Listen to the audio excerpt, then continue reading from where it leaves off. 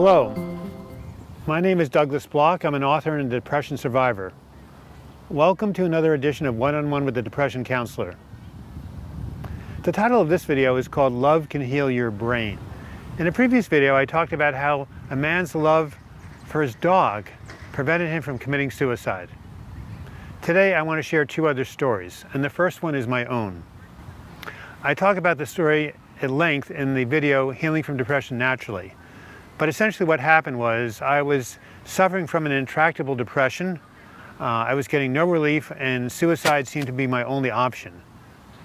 At that point, a minister of the New Thought church I attended named Eddie called me up and said, "Douglas, a friend of ours was sick. We brought all of her friends and support systems into a single room and prayed for her. Maybe this could help you also.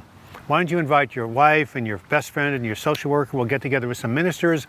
We'll come into a room and we'll see what we can do for you as a group."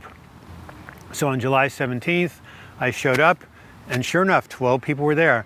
12 people who cared enough to take time out of their busy day to show up and care about me.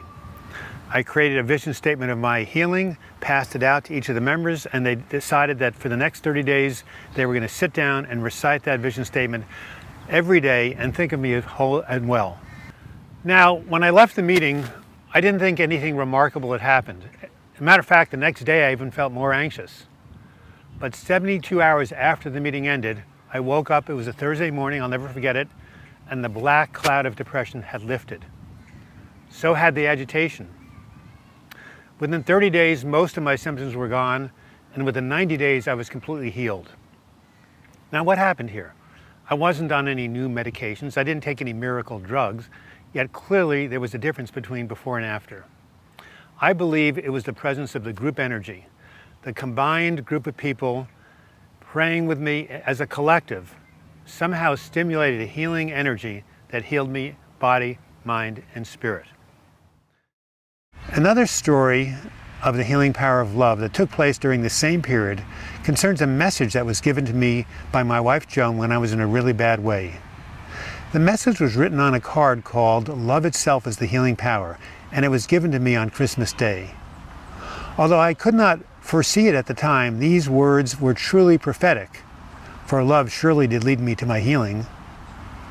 Now I would like you to listen to Joan read these words as you watch images that represent the healing power of love. Love is the greatest healing power. May the power of love move through you to do the work it needs to do so you can move towards your healing. I have great compassion for the suffering you're going through. There is a mystery to this that your mind can't understand. I send you so much love and healing on this Christmas Day, especially in times when you feel the deepest despair. Douglas, please don't give up. There is a higher power at work here. There is a way out. Somehow, someday, you will be led to the light. I am here in love and support for you during this healing crisis. May your soul hear this.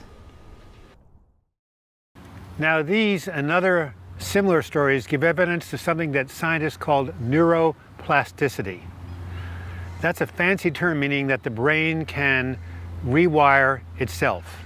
You know, in the old days, they thought if you had a brain cell that was dead, you could never have a replacement.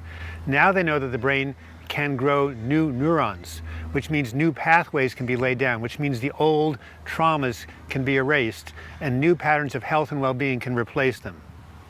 And the force that can be behind all this, the most powerful force in the universe, is love. A force that permeates all living beings, and human beings especially are hardwired to give and receive love. So this is why love was such a potent healing force in my life, in Jerry's life, and in many other people around the world. I'd like to close with one of my favorite quotations of all time, taken from the metaphysical teacher Emmett Fox. And I have it in my book, I Am With You Always, a treasury of inspirational quotations, poems, and prayers. And I'd like to read this quote to you now. "There is no difficulty that enough love will not conquer. No disease that enough love will not heal. No door that enough love will not open. No gulf that enough love will not bridge. No wall that enough love will not throw down. No sin that enough love will not redeem.